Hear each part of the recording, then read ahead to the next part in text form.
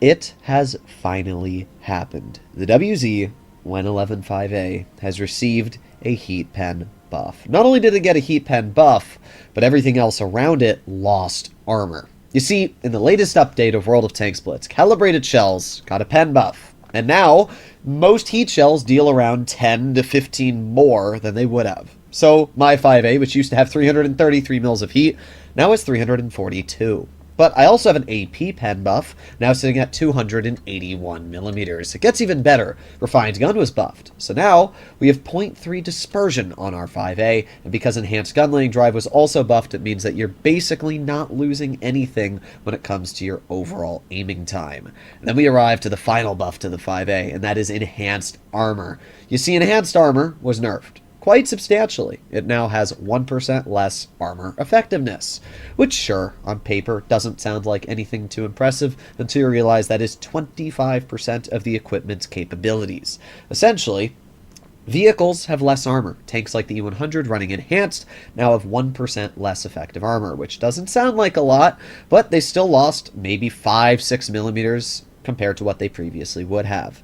And when you pair that with the fact the 5A just gained heat pen, and you combine the two together, well, this tank will no longer struggle to cut through the majority of tier 10s it fights. And when you add that to the fact this thing is accurate, the fact that it has solid DPM, fantastic mobility, 7 degrees of gun depression, and a turret that you cannot pen haul down, the 5A might finally be back to its goated state. We're gonna have to find out in today's video. The 5A has fantastic turret armor. In fact, I would still rank it as the best turret armor, right up there next to maybe the AMX M4. Yes, it does have hatches, which are fairly weak, but if you know how to hide the hatches, this vehicle has almost no weak spots. Now, unfortunately, the shell I fired did not go where I wanted it to, but that is fairly expected when you are using a vehicle like this. So we see that E3 has fired, and we are not able to pen an E3, which is not very surprising to be completely real.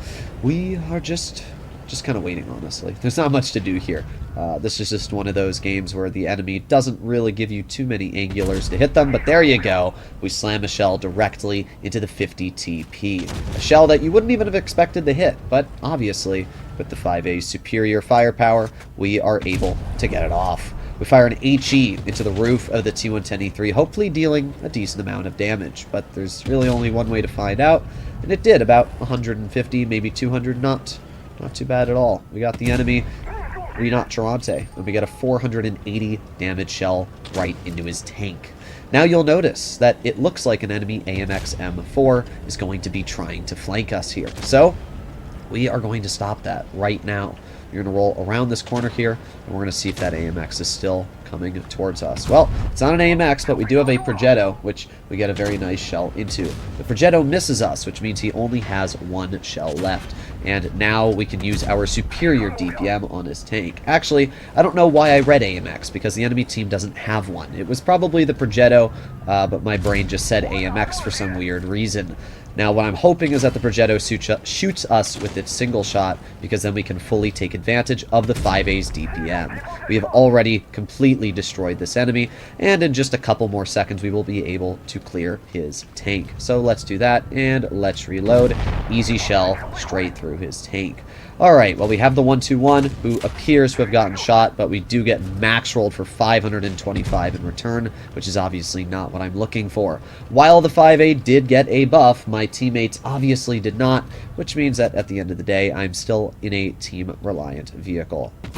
Unfortunate. I was hoping that he would show a little bit more of his tank's roof, but it looks like our VK-72 was able to get the shell out either way, so pretty decent.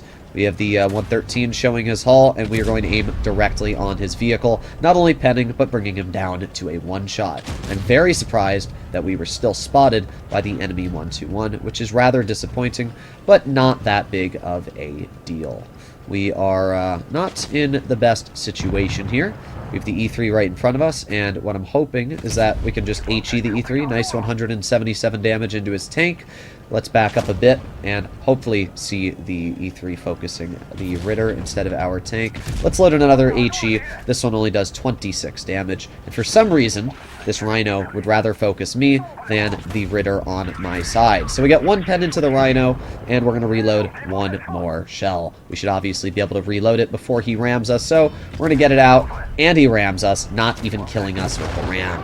We did a solid job this game, and as you could tell, the pen was not an issue whatsoever for the 5A, dealing over 4,800 damage, and doing a pretty solid job, honestly, with what we were given. Unfortunately, our team lost every situation. We had an E5 and a Sheridan that went over to the medium flank, and both died. Unfortunate, but there's nothing you can do about it when your E5 literally does 0 damage. But hey, we did 4,900 damage in the 5A. That was a rather strong battle. The DPM of this tank, even with calibrated shells, is still 2,750. The good dispersion, paired with the solid aiming time and pretty good pen now, allowed us to really not struggle at all at dealing with whatever was in front of us. So, let's try one more battle in the 5A and see how it does. You know what, let's be extra cringe and put on a cooldown booster. Cooldown boosters are honestly one of the most pay-to-win things in the game, and a lot of people don't realize it. Essentially, they make your consumables cool down faster, which is kind of huge if you don't realize it, just because of the fact you get them back a lot faster. So, we are going to make our way to the mid. We have good mobility, as you can see. 45 km/h top speed, going downhill here. The 5A's power to weight is good, but it's kind of weird. It's only good on, like, hard terrain. Medium terrain, it's alright, but soft terrain, it's eh. It's usually not going to achieve, like, 45 unless you have a decent amount of terrain to drive there with. So we have the enemy 57 heavy, and we are going to aim in right on his side. There you go, a nice 449 damage shot. TVP pokes, bleeds a bit of health. Not really sure why the TVP even poked that. And we get a nice shot into the Badger as well for 458. We can see that the enemy team is on our side in a way that is not ideal, if I'm going to be completely honest. Yeah, that's a lot of nasties. So what I'm going to do is I'm going to head over here. I'm going to flank behind the enemy Badger. Let's see if he turns or if he tries to run. I would have ran, but you never know. I'm going to wait for that Badger to show us his lower plate, and he's backed up to a point where he can't hit us. We've already dealt 1,800 damage, and this is why the 5A is such a flexible tank, because in a situation like this, you can dig out your opponents, you can get hauled down, and ideally, you can do a decent amount of damage. Now, rather annoyingly, that Badger was actually able to hit us in the hatch from where we poked, which I really didn't think was going to be the case.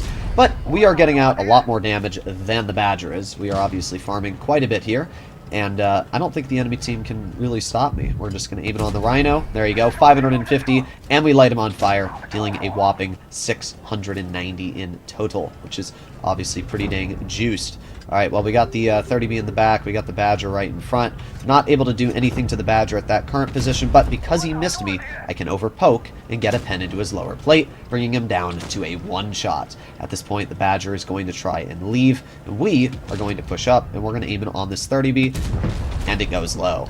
Well, that's one of the downsides of obviously running Refined Gun, is that you will miss more shots on the move. The V4 is on reload, and it looks like that 57 is going to try and flank him. We get a nice shell out, and wow, I cannot believe that that 57 shot us over the low health 268 version 4 in front. We're going to aim it on the side of the Rhino. We get a 415 damaging shell, and just like that, this is quite an easy win. Let's see, 268 finishes off that player. We're going to aim at an HE on the roof. Everybody just wants to shoot me, I guess. I mean, clearly I'm the best tank in the game, so that's why everybody wants to shoot me. But seriously, like, what's up with everybody trying to shoot my tank? Like, there's a one-shot 268 version 4. Shoot him. Oh well. We have plenty of health left. We did our job. We got hauled down, and we stopped the enemy team from winning. These are all checkboxes that you want to have when playing a vehicle like the 5A. This heavy is fantastic. And now that it has heat, it is finally able to get that little thing that it needed done, the penetration. I will always like the 5A. I've always done quite well in it. That was a 4,700 damage game there. We aced it, and as we can see, my average damage is 3,700 for over 23 games played in it. So pretty solid stuff. Hopefully you enjoyed today's video. I'll see you in the next one. Bye-bye.